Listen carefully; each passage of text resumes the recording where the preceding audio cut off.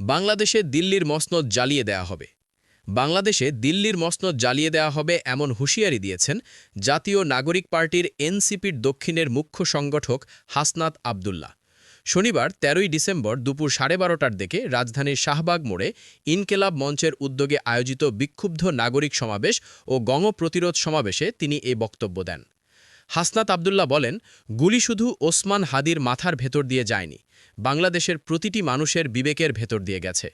গত ১৭ বছর ধরে যারা আওয়ামী লীগের পক্ষে কাজ করেছে তারাই এখন ভিন্ন ভিন্ন পরিচয়ে টকশো বুদ্ধিজীবী, নাট্যকর্মী কিংবা সাংস্কৃতিক কর্মী হিসেবে আবার সক্রিয় হয়ে উঠছে। তিনি আরও বলেন, কোনো ব্যক্তি, প্রতিষ্ঠান, পেশাজীবী বা বুদ্ধিজীবীর মাধ্যমে দিল্লির আধিপত্য এই বাংলাদেশে ঢুকতে দেয়া হবে না। এই দেশে দিল্লির মসনদ জ্বালিয়ে দেয়া হবে। এনসিপির এ নেতা বলেন, বাংলাদেশে ফ্যাসিস্টদের কোনো জায়গা হবে না, তারা যে নামেই পরিচিত হোক না কেন। গুলশানে জাতীয় পার্টির নামে যারা আবার ঐক্যবদ্ধ হওয়ার চেষ্টা করছে, ওসমান হাদি ভাইয়ের রক্তের সময়ে তাদের বাংলাদেশে ১ ইঞ্চি জায়গাও দেয়া হবে না। হাদি দেশকে ইনসাফের পথে এগিয়ে নিতে চেয়েছেন উল্লেখ করে হাসনাত আবদুল্লাহ বলেন, আপনি যে পন্থী হন না কেন, আমাদের একটা জায়গায় ঐক্যবদ্ধ থাকতে হবে। রাজনৈতিক দলগুলো নিজেদের স্বার্থে দেউলিয়া হয়ে গেছে।